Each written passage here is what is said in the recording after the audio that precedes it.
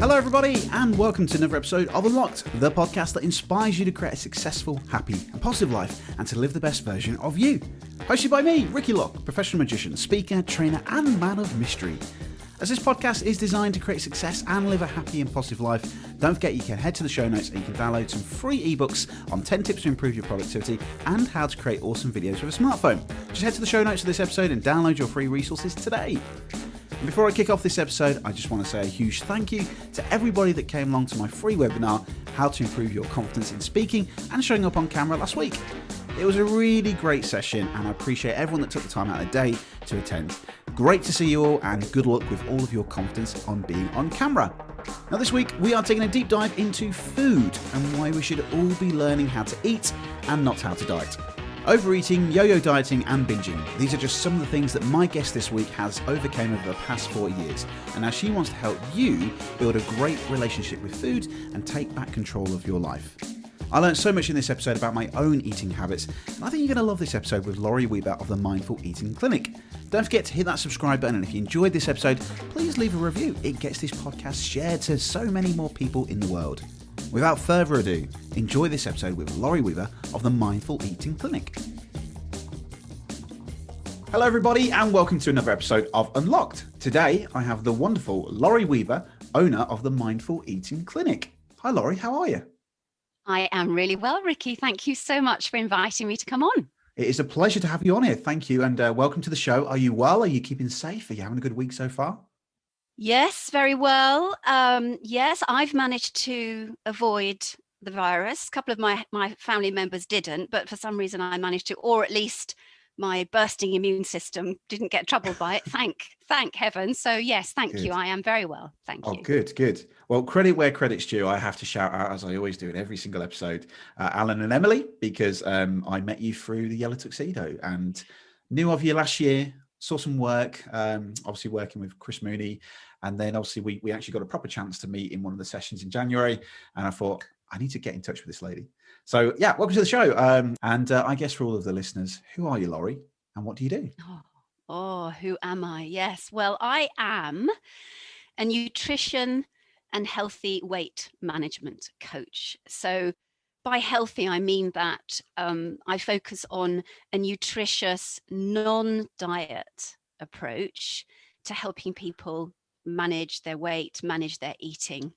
And that's through behavior change, coaching, and building nutritional awareness to actually quite comfortably tie in with your unlock theme, to actually unlock them from things like yo-yo dieting, things like overeating, things like fear of food, for them to be able to live a happy life with food. And that's one of the sentences that I use a lot, because being around food, eating should be a really happy experience. But for lots of people, it isn't. And so that's basically what I spend most of my time doing, trying to help people find that happier, enriching, healthy relationship with food. That's a wonderful thing. Yeah. And I guess before we kind of dive into this a little bit further, how did you get started into this? Was this something that you always wanted to do? Was it on your mind? How did you get into this? No, it wasn't something that I wanted to do at all. And it happened completely by accident as a result of my personal experience with eating and with food. Shall I tell your listeners a little bit about that? Yeah. So from the age of 16, I developed an unhealthy relationship with food, which for me looked like binging, so eating large quantities of food in response to how I was feeling. So something happened when I was a teenager, which I think was probably the spark. I think there was that, and I think that I was just a teenager that always felt a little bit uncomfortable in her skin in everyday life. In fact, the only place where I felt really comfortable was when I was prancing around on the amateur stage, being someone else. Yeah.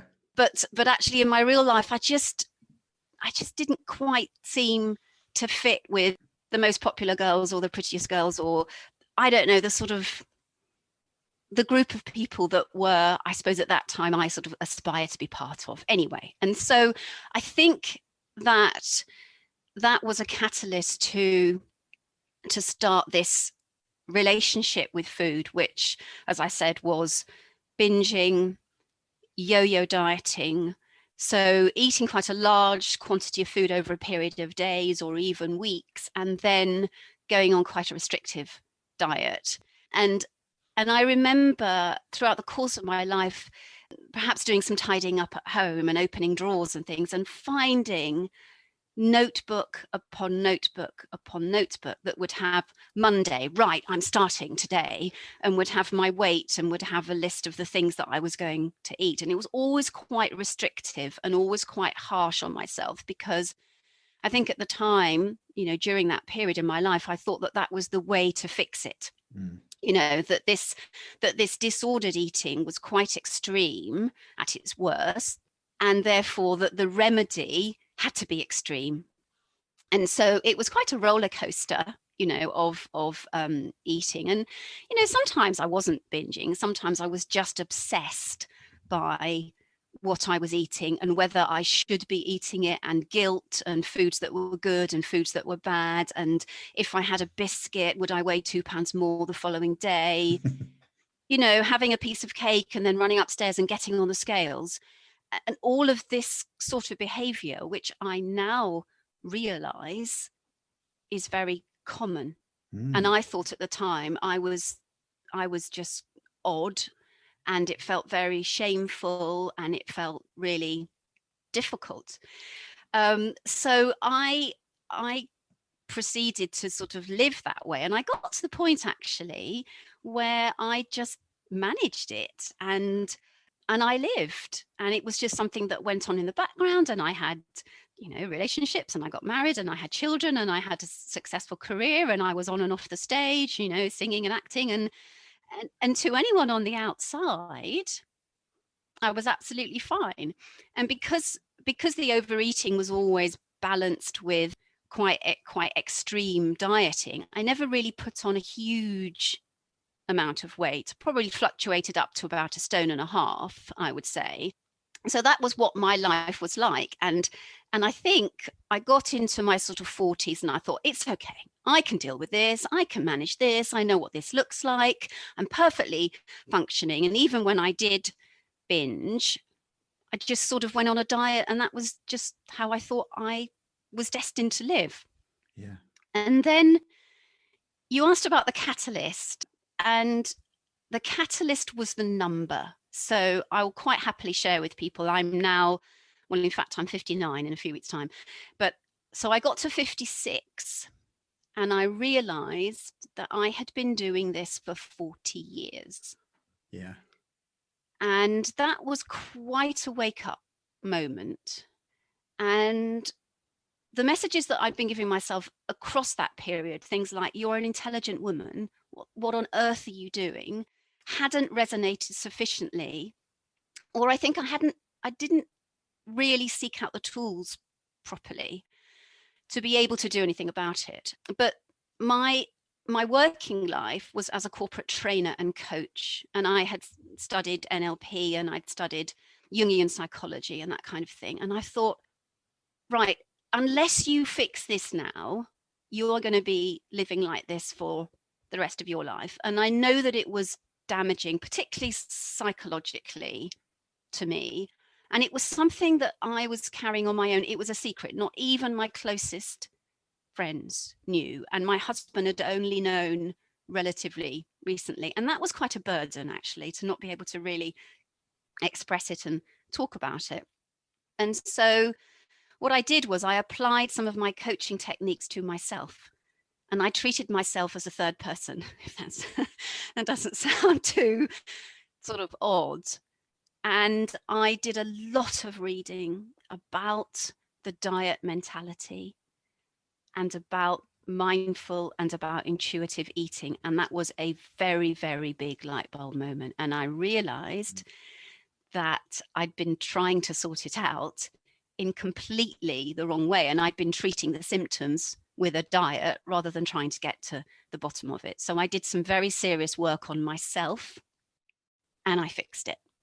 And the freedom and the liberation and the emotional release, I cannot express it without bursting into tears even now, so it just incredible. And so that is inside of me so powerfully, that says there are people out there that are living in this way. And particularly, well, actually, it doesn't matter what age they are, but particularly if they are young. Just started working with someone who's 24. And I just think, gosh, if I can give you that moment that I had at 56, at 24 or 26 or 36 or 46, I'm still saving you from living with that disordered eating for part or all or most of your life.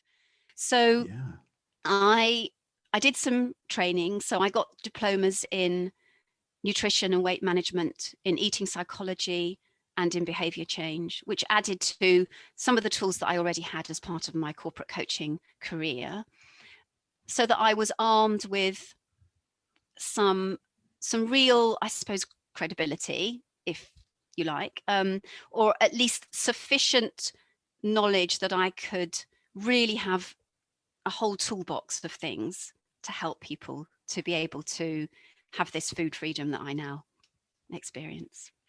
Yeah. Wow. What a wonderful story. Thank you for sharing. Yeah. Oh, you're very, very welcome. There's so many things in there to think about. And I've just been scribbling down a whole list of different notes that I hadn't pre-sent to you there. But the biggest thing there was about that freedom and release. But I guess, why do you think it took 40 years for that to happen? I think because I think I have the ability to generally in my life be quite optimistic and to live in the present. And I think that all the time the other parts of my life were working, I was able to push it to one side. And, I wasn't binging all of the time. I could have periods of a few months when everything was absolutely fine. And I could stay on a diet plan for a few months and everything was fine. So I think, and I think I just learned to accept that was part of my makeup. Yeah. And I think that happens with a lot of people. And I think it's not just about around eating. I think people sort of settle for how they are living without maybe being, I don't know, confident enough or conscious enough to decide to make changes. They sort of think that Totally, that's their lot, really. And so, and I think because the other parts of my life were really, really positive, my job went well, marriage was good, my kids are great, and my performing, all that was fine. So in the scheme of things, yes, it was a negative, but maybe it wasn't enough of a negative for me to do anything about it until this point. Yeah. And I think also because I hadn't spoken to anyone about it. And I think had we had social media in those days, had I been more aware of the fact that I didn't have to live that way, then I possibly would have done something earlier. It's amazing. I read this in a book recently where, you're talking about comfort zone, you kind of accepted it. And that just kind of became, I think it was written in this book, that is your comfort zone like a straitjacket. It was keeping you within and just keeping you in that way. You were playing on as normal. When you talked about the corporate days, I had a very similar, I didn't kind of balloon in weight, but I had a similar moment where I created a really bad habit. So similar to you, I was a trainer. I used to go around the country. I'd be driving all over the country, but there was a real trigger to me that my brain associated that when I'm in the car, the music comes on, and then when I see a garage, I pull over and I'll go get a can of an energy drink, a packet of crisps, a chocolate bar. And as people will know, listening to this, packets of crisps in garages are not small packets. They are grab bags. Grab bags, they're big, yeah. Overeating. And my brain would just associate, oh, Ricky, you've had a great day today. Going to treat yourself to that. And then that limbic part of my brain, the emotional, said, yeah, go on, Ricky, let's have some fun. And the rational brain wouldn't step in to say, no, Ricky, get some fruit, get something healthy, have something that's nutrition, and compounded over the 2 years or 3 years that I did balloon in weight because every day it happened. Now, whilst it tasted delicious on my lips and my tongue, in the long run, it didn't help. And I've got this hereditary anyway, but high blood pressure from my family. But you think about energy drinks, I'm driving in a car, drinking an energy drink is not great for my health and high blood pressure. And in the long run, compounded 20 years, heart disease, heart failure, silent killer stroke, that can lead into that from having those bad habits. And that really took me back to those days. And it took me a long time to accept that you don't, like you just said, you don't have to live like this, Ricky. You don't have to make that choice. And eventually I started to put water bottles, like in the car, or some healthy snacks to then train my brain to not do it. And I'm so glad I did, because looking back now at pictures, you can see like I was really chunky face. I mean, I've got cheeky chops anyway, but I look back and I wasn't too pleased with myself thinking, but then I also thought about what was my behavior like as well. Like doing a session for 6 hours and thinking, right, I'm going to go get a McDonald's for lunch or something like that. And then think about, I wonder now in hindsight, if I'd have gone back and had like a healthy substitute meal, what would have been the afternoon session been like? Would it have created more engagement? Would it have created more conversation? Because we all had it, haven't we? When you might want to have like a lovely takeaway, it feels great, but straight after, why did I do that? Yeah. So I believe it was Jim Rohn that said that you'll go through two pains in life, the pain of discipline and the pain of regret.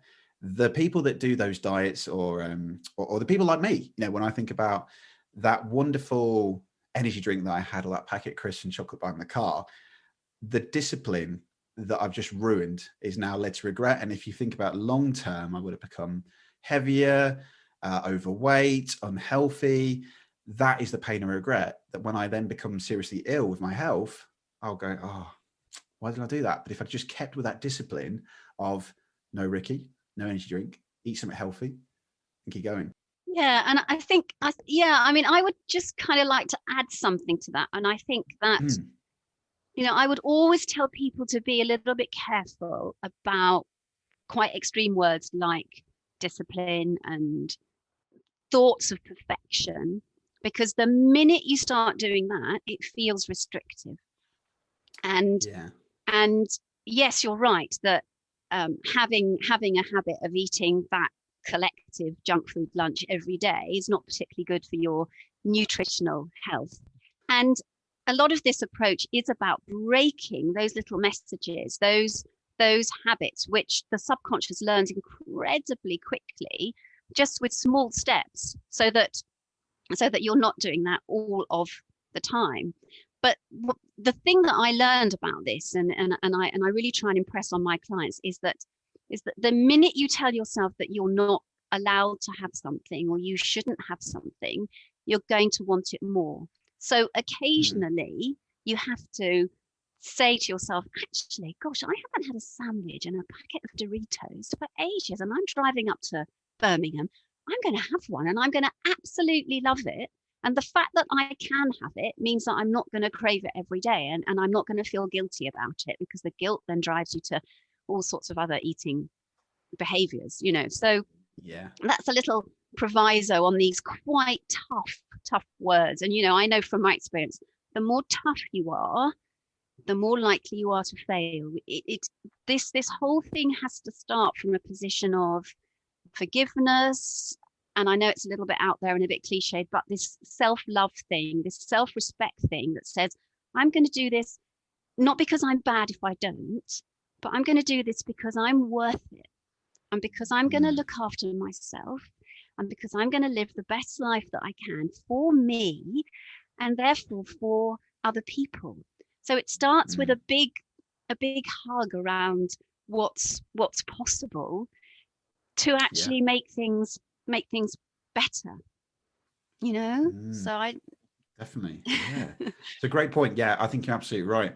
So I guess there's a question now I'm thinking about, because the great word there, discipline, I'm starting to think now about people I've seen in the past advertising their diet plans and these weight loss plans and these aggressive, I don't want to say bully, so I get myself in trouble, but I'm sure that you've probably seen the other end of the scale, because like you said, you're talking about eating well and eating in the correct way. And eating, and eating. Diets is not get rid of everything. So those diets, I'd be interested to hear your opinion on this, and we won't name any just so that we don't get sued or get in trouble. But those diets that you see where it could be starving yourself or fasting and things like that, what's your opinion of those based on what you do in your own clinic? Okay, well, rather than specifically diet bash, I will turn it around the other way and say that if you think about your body as a mechanism, your body knows when it's hungry and it will tell you when it's hungry. If you give your body what it needs and no more and no less, your body will find its natural weight set point. And that is what this process is all about. The minute you start depriving your body of calories, living on detox shakes and or drinks, and I will just add here that your liver can detox perfectly well on its own. You do not need to spend hundreds of pounds on detox programs. Little aside there. The minute you start doing that, you put your body in a state which goes against its natural desires. You put it in a famine state. You put it in a very uncomfortable state, which means that it's going to go, oh no, I haven't got enough calories. What am I going to do? I'm going to hold on to the fat that I've got. And the more you adopt those kinds of practices, the more the body will be less attuned to its natural science. In other words, it takes much longer for the body to find its natural point. Yeah. The other thing to say is that even though there are new movements, health at every size, and new movements to really embrace body size and shape, which I'm all for, there is still the vast majority of images that we see can apply a huge amount of pressure to people to be slim. And so a lot of people aspire to be a weight which is lower than the natural weight that their body wants to be.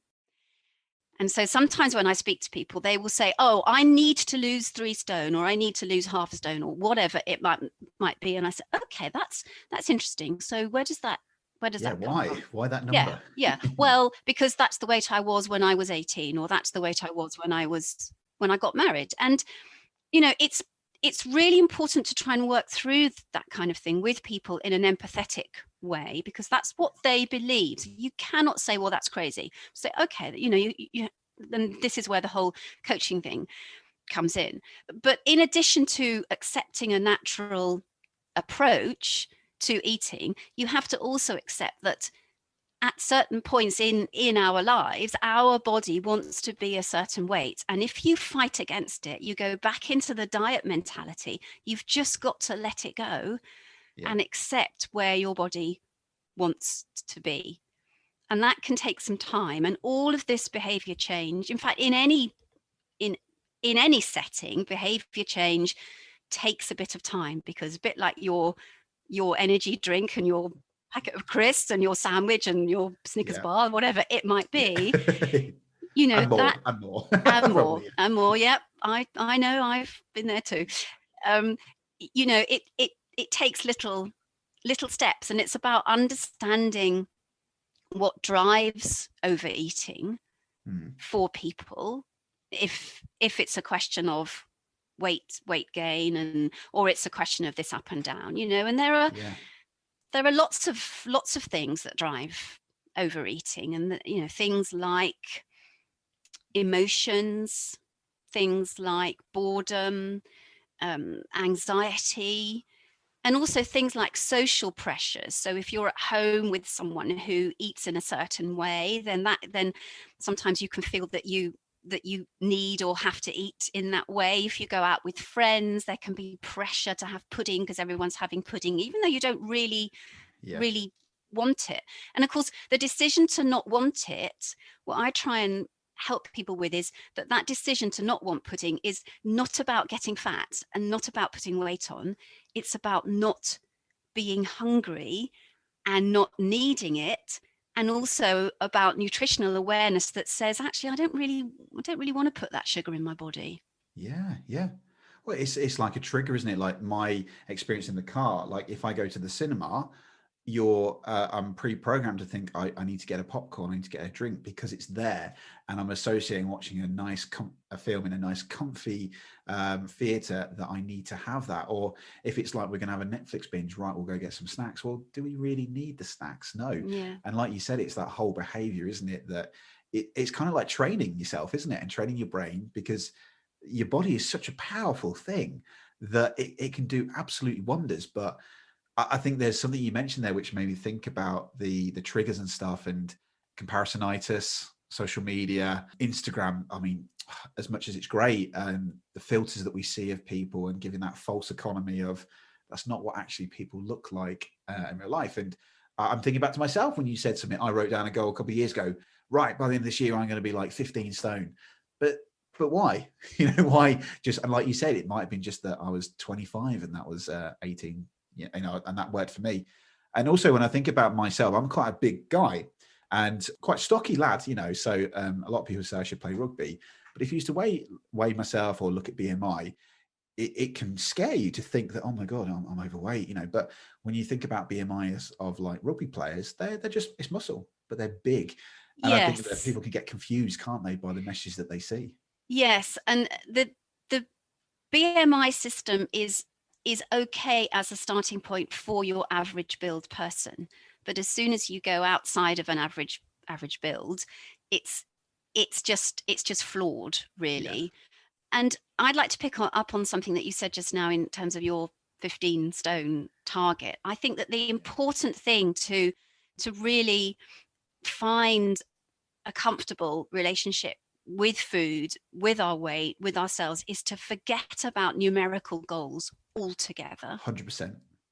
And to have behavioral goals. I was talking to a fellow professional the other day who gave me a quote. She wasn't sure where it came from, but it's now going to be spread everywhere because it's just so brilliant. So if this quote came from someone who's listening, thank you. And I'm sorry, I don't know who you are. But the quote is, food is a science, eating is a behavior, which I think is great. So, and if you understand the science of the food and you change the behavior, then you've got all that nutritional awareness underpinning how you behave around food. But the minute you drop those numbers, you can lose the obsession with the scales. You can lose the obsession with tracking and counting. And that's something that I think is just so important to just try and let go, to unlock people from this feeling that they cannot eat something that's in front of them because they don't know how to count it. Yeah. That's actually quite paralyzing. Yeah. And so, so it's all about, people can't see me, but I'm kind of waving my arms around. It's all about, just, okay, let's go back to the basics of my natural relationship with how I eat. And also, we're living through quite a difficult time at the moment, and lockdown is affecting people's motivation and their mindset and everything. And if you can get in tune with the emotions that drive an unhealthy eating behavior, then you can cope in any scenario, because you understand all those thoughts and those emotions that are going on, and you learn ways to deal with them. And then that means that you take this new eating behavior with you wherever you are, whoever you're with, whatever you're feeling. You develop the tools to be able to say, actually, I'm going to eat this for this reason, and I'm absolutely fine with it. And that's it, Totally agree. Because it has been really, really hard for people, I'm sure, during lockdown. Yeah. Well, I remember lockdown 1, people were like, oh, we're going to get lockdown bods, and as that's continued to lockdown 2 and 3, there's a couple of things that's, so interestingly, I'm loving this conversation, Laura, because all the questions that I pre-wrote down, I've now wrote down hundreds more now because of this. But something you reminded me of really well is I'm a big fan of Joe Wicks. I've done a couple of his things before, and very similar to you, he doesn't talk about the word diet. It's not about diet. It's just about eating well, eating good portions with the right foods, the right healthy fats and all that. And he calls the scales the sad step, and get rid of it so that you're not, like you might have a fantastic day working out, feeling really, really good at a lovely, delicious, nutritious meal. and then you look at the scale and you've lost nothing, and then that, you know, gets rid, people's motivation just is destroyed. So they go, oh, I'm going to quit this, you know, and quit and go. And that behavior is like, I'm Absolutely. going back to Yeah. it. So he says, Yeah. get rid of it, get rid of it. And we did it a couple of years ago because we just wanted to, you know, kind of do it. It was when he kind of first come out. And it was like a 90-day plan. And it was basically just, I mean, I was surprised at the portions that I was eating. It was quite big portions for me, but it was filled with all of the right nutritious stuff that my body needed. Now, at the end of the first month, we'd lost like a really nice amount of pounds and stuff. So Yeah. he only got you to weigh yourself at the end of that rather than every day or every week. But one thing that we loved was that we may not have lost like what we aspired to when we were thinking about numbers, but when we then looked at inches of our body and also how we felt, like I remember Yeah. after the first week, I felt great. You know, I was drinking 4 liters of water a day because my body needed it for that plan. But I just felt absolutely amazing. My skin felt better. My complexion looked better. I looked in the mirror and felt like my self-esteem was great. I felt Yeah. comfortable. My belt was loose. I was like, this is brilliant.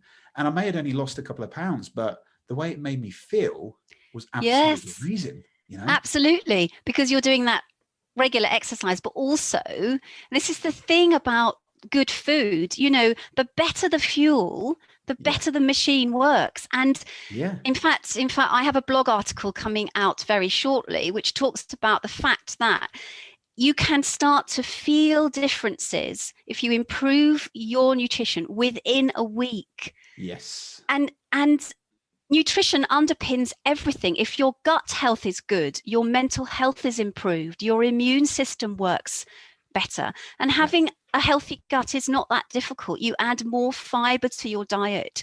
You add more fermented foods. You eat live yogurt every other day. You have more vegetables. You know, it's not hard, and the benefits are just massive.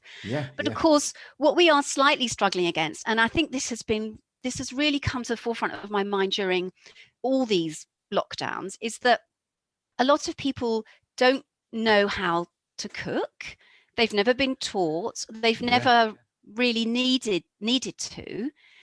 And I think quite a few people during lockdown have actually decided to get out, you know, Delia's how to cook books, which are fabulous, and just start to learn how to create things with food. And batch stuff as well. So pre-plan ahead. That's something I learned because it's the convenience, isn't it? Of I could order a takeaway, it could be here in minutes, or do I want to spend 20 minutes cooking a healthy, delicious meal? Exactly. And you know, how many times do you watch a Just Eat advert? You know, I don't watch that much TV, and I must see 2 a day. I mean, they are, you know, they're a business. Of course they are. But the problem is that if people don't know how to cook, there are too many easy options. And I think if you buy a takeaway, there's something about feeling that you should eat all of it. You know, you buy a humongous pizza, and God, I love pizza, and I now eat pizza. Hurrah, you know. It used to be one of those foods that terrified me.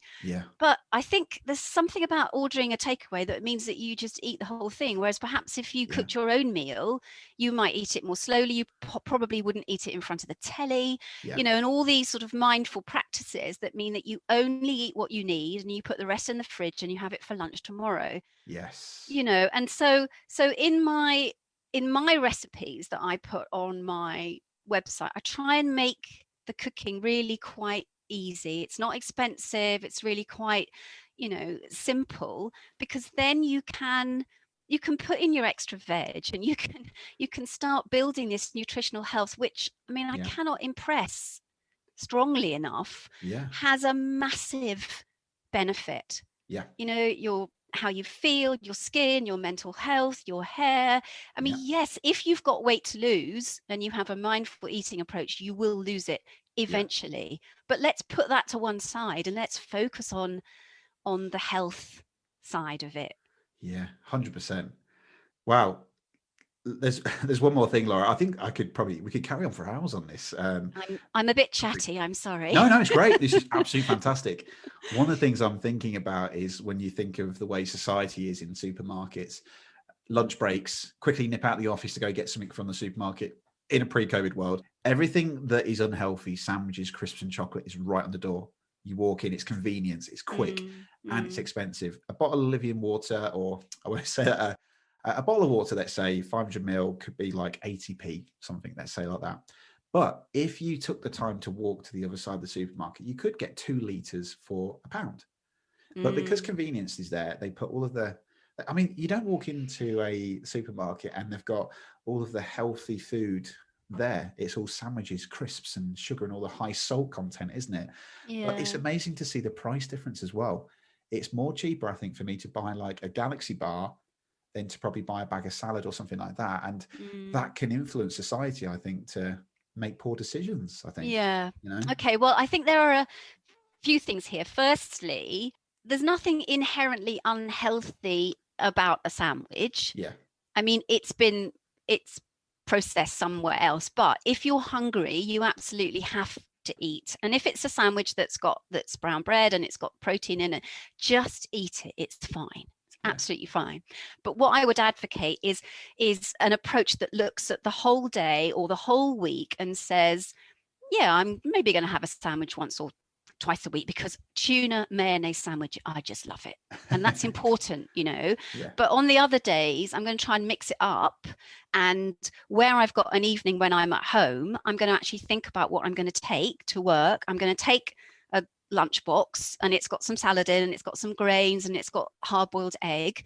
And I'm just going to try and mix it up so that 80% of the time, I think 80-20 is quite a good ratio if you can manage it. That 20% being really important in that if you go to a birthday party and what is on offer is sausage rolls and great big Beige buffets. slabs of cake, beige buffet, but you're hungry and everyone else is eating that, you join in and you eat what's there and it's fine. It's absolutely fine. So, you know, I think it comes down to planning, it comes down to awareness, but I think that the thinking ahead thing, this mindful thing about saying, right, what can I have in my desk drawer when I get a bit peckish or I'm procrastinating about doing that piece of work or I'm a bit nervous about the Zoom call with my boss? What am I going to nibble on that's actually going to help me? You know, because food is a great distraction. Yeah. And instead of having a packet of chocolate hobnobs, which are my husband's favorite, I'm actually going to have a bag of Brazil nuts and I'm going to have an apple. And I'm going to make sure that my desk has always got those two things in, you know, and it's just a question of planning and thinking about it. If the incentive is there, and that's what I really try and focus on, this positive incentive of feeling better. So the benefit. I know for some people, consequences work well. It's like you were saying earlier, I knew that if I carried on down this fizzy drink, sandwich, chocolate bar route every day, I was, you know, heading for ill health. And for some people, that consequence works. But I like to try and take away the fear and say, actually, let's focus on what we say in NLP terms, towards motivation. So not away from, towards motivation. And the good thing about towards motivation and a behavioral target is that there's never any end. Whereas if you have a numerical target and you say, in your case, you get to 15 stone. Yeah. What happens then? What are you going to do then? You know, unless you've actually learned to eat differently and you've adopted a different behavior around food, people don't quite know what to do when they reach that numerical target. And of course, that's why the diet industry is worth billions and billions of pounds, because it works for a while. I mean, it works for 20% of people, it works forever. But for at least 80% of people, it doesn't work. And it's because it doesn't get to the bottom of the behaviors. The core root of it, And of course, if you're on the same plan as everyone else, it's not going to be bespoke to you, and your own, you know, issues are unique, aren't they? You know, so yeah.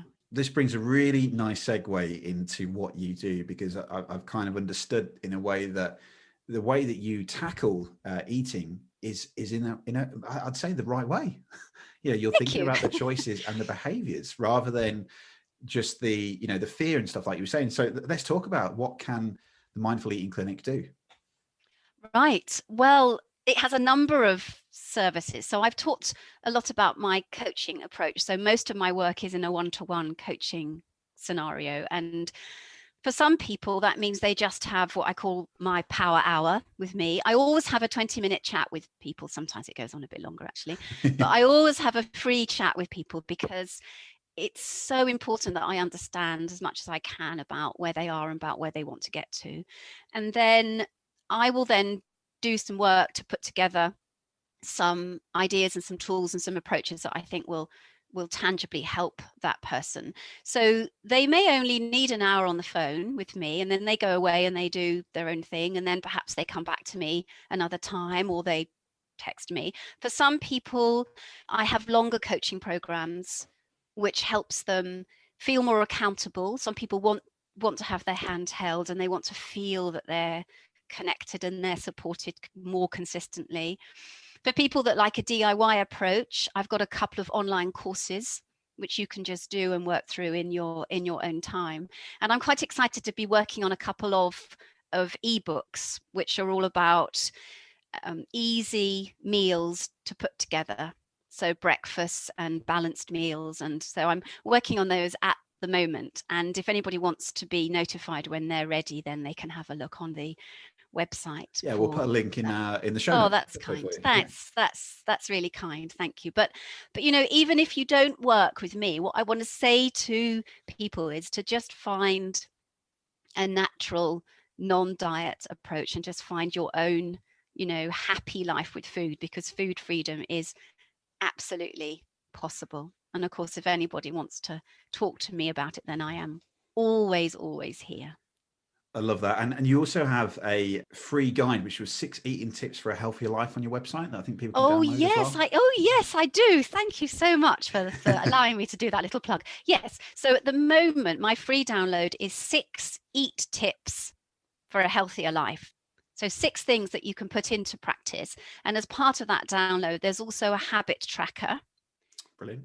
Where you can just tick off when you've implemented the changes. So you can just start to monitor and create some awareness until you just do them quite naturally, which is what we're trying to aim for. Yeah. So if Brilliant. You go onto the website, if you're new to my website, there might be a pop-up. I think the pop-up's working at the moment. I'm not quite sure. But if there isn't, across the header, it says, get my 6 tips download.